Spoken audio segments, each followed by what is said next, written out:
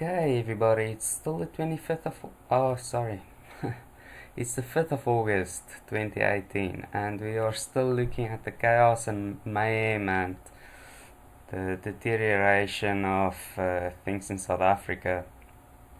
Uh, it is really a circus. It's actually now starting to be exposed, and all the dirty laundry is just being seen everywhere now. Let's have a look here. We're going to look at unemployment, which in South Africa is a really big deal. Okay, so first things first, let's just have a look here quickly at this. Gautrain profits are going abroad. It's the same problem with the toll plazas in Gauteng. Get these international companies, they're making deals with ignorant politicians in South Africa in which they're going to make a killing over time, taxing the South African people, and they own the infrastructure and the maintenance for the infrastructure, and the government now suddenly realizes it doesn't work for them. Let's see here. And on that note, that's in any case not very good for South Africa. They should be in charge of all of this. The Gautrain has been partly crippled for a few days with only partial services available as a result of the strikes by staff, with demand far above the inflation rate. Are they going to start burning trains, metro trains as well? Now the Gautrain will be burned like the metro trains are being burned? That's probably going to happen. You can see that happening at some point. It's just a slow train wreck. Pun intended. Meanwhile, it has been claimed that the Gautrain management company Bombela has to explain why they told the United Nations Transport Union.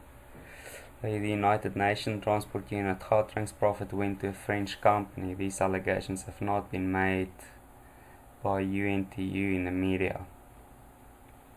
Okay, so it sounds like there's a bit of mud being thrown around and nobody really wants to say what's really happening. Because somebody is making a killing, it's a politician most likely, and they've got the power, and everybody else is kept in the dark. So the entity received 25% of Gauteng's Department of Transport's total budget for the financial year. The Gautrain agency, wow. And they don't really transport that many people. I've used it a number of times. It's usually not full from the airport, it's mostly empty. But then the airport's also not that busy. So okay, sounds like Gautrain is going to be the new SAA at some point. Okay, either way. So that's the first part. Let's look here. Let's first look at unemployment in general. Unemployment increases in second quarter of 2018. Okay, that is not good for South Africa. The unemployment rate is at 27.2% again. It's probably higher than that. A lot of people in the townships and black areas not having work. A lot of working class white people also not having work. So the combination is not good. And also the results for the quarter, they probably don't even have the white workers, so that can't work numbers in here because that's just not good. That's not good politics for them. Okay, unemployment figures rose from 26.7% in the first quarter to 27.2%. Wow, a 0.5% increase, that's a fair bit. Number of unemployed people has risen from 4.4 million in the first quarter to 4.6 million probably in the second quarter. They fudged these numbers. According to the data, there were 37.8 million people of working age in the country. Well, if that's the case, then the 4.4 million unemployed, that cannot be true. Somewhere they screwed up their numbers badly. 27% of 38, what is that? It's almost 8 million, 7.5 million people unemployed. 8 million, more than 8 million. Maybe 9 million people unemployed. I don't know, this person definitely got the numbers wrong. Increase in the unemployment rate is a result of the decline of 90,000 in the number of people in employment, an increase of 102,000 number of people who became unemployed. I don't know, the numbers looks really shaky here. I don't really get the numbers, so I can't read this any further because every single number I see now I'm going to take with a grain of salt. But I know the unemployment number in South Africa is around 27%. It's been like that for almost forever, really, like since the 80s. Maybe since the 90s, I'm not sure, but it's been like that for a very, very long time. That just means that they're not creating any more work, and all the new politics going around and blaming people and throwing mud at people is just not helping at all. 27.2%. That's a lot of people that's not working, but it's probably a lot more. These numbers are messed up. Let's have a look further. So on that note, Impala Platts, one of the biggest employers in the country, is going to kill off 13,000 jobs, mining jobs. You can imagine what the impact will be on a city if 13,000 mining jobs go. That means probably about 20,000, maybe 30,000 jobs in the area will go. And they're going to close off about a third of the mining shafts, maybe even more, in the area in Rustenburg, which is really interesting. Going to be down from 11 to 6 shafts. Probably going to do a lot of automating as well. I mean, they need to try and stay productive, but this is a big pain for the South African government, because they can't rein in unemployment and they can't create any private jobs. They've actually been bloating the job numbers by giving a lot of public sector jobs. So with them now cutting off the farmers' ability to do business in the country and keep their farms, and now with the mining companies closing stuff down as well, which the two sectors together is probably the biggest employers for the country. Yeah, that is really bad news. Very, very bad news. Okay, let's see here. On that note, unemployment in the Free State is worrying.